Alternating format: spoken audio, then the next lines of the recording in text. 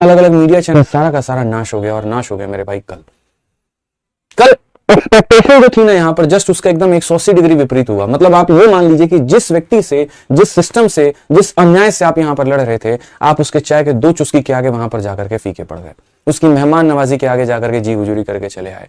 आपका जहां गर्दन तन करके बच्चों के लिए बात करना था, बच्चों के साथ हुए अन्याय के ऊपर में बात करना था, वहां पर गर्दन झुका करके आपने सलाम नमस्ते करके आप टाटा बाय बाय करके चले आए। और जो लाखों करोड़ों जो बच्चे यहाँ पर आपके ऊपर में विश्वास जमाए थे, उनका विश्वास 2 मिनट में खत्म हो गया, सिर्फ और सिर्फ आपकी चाटुकारिता के चलते। सच बताऊं तो मैं इतना ज्यादा यहाँ पटना के शिक्षक यहाँ दिल्ली की सड़कों पर उतरे थे, इसी वजह से जयपुर के लोग यहाँ पर आए थे कि जाओ और जाकर के लॉलीपॉप लेकर के चले आओ। अरे अगर कोई भी होगा, क्या है, क्या दिक्कत? ठीक है, हम मीटिंग करने जाते हैं, और हम मीटिंग करने जाते हैं वहां पर अपने डीओपीटी मिनिस्टर से, बिल्कुल हम चेयरमैन साहब से मिलने जाते हैं। तो भाई उनको मिनिस्टर किसने बनाया है? आप लोगों ने चुन करके बनाया, आपकी वोट के कारण पहले यहां पर वो सांसद बने, फिर उनको मंत्रालय मिला, फिर वो सारी चीजें मिली। तो आपका सीधा अधिकार बनता है, आप उनसे डायरेक्टली अपनी बातों को कह सकते हैं, आप उनसे लड़ सकते हैं, आप उनसे झगड़ सकते हैं, आपके साथ में अन्याय पे आप उन पे 10 सवाल उठा सकते हैं। लेकिन आपने क्या ऐसा किया? उन्होंने अगर कोई बात कह दी कि हाँ ऐसा होगा, तो बस आप चले आए मुंह उठा करके कि हाँ ऐसा होगा। क्या इसके पहले चेयरमैन ने गोली नहीं दी है? क्या इसके पहले चेयरमैन ने ऐसे लॉलीपॉप नहीं दिए हैं? उन्होंने तो जब यहाँ पर कीबोर्ड की इशू आ रही थी, माउस की इशू आ रही थी, जब शुभम जैन सर गए थे, प्रशांत सर गए थे, जब अभिनय सर वहां पर गए थे, सारे के सारे शिक्षक जब वहां पर गए थे, तब भी तो बड़े ऑफिस में बिठा करके बड़े बढ़िया तरीके से गोली दे दिया, जी अब बड़ा सिस्टम चेंज कर देंगे। और किया क्या उन्होंने? क्या किया उन्होंने? टीसीएस को हटा करके एडिक्विटी जैसे वाहियात यहां पर जो है वेंडर को ला करके थमा दिया आपके पास में, जिससे बस तुम बैठ करके और रो और परेशान हो। ये हमें बिल्कुल भी नहीं चाहिए था।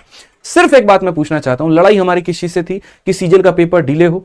लड़ाई हमारी किस चीज को लेकर के थी कि सिलेक्शन पोस्ट फेज 13 जो हमारा पेपर है उसको दोबारा कंडक्ट कराया जाए? लड़ाई हमारी इस चीज को लेकर के थी कि स्टेनो का पेपर अभी रोक दिया जाए?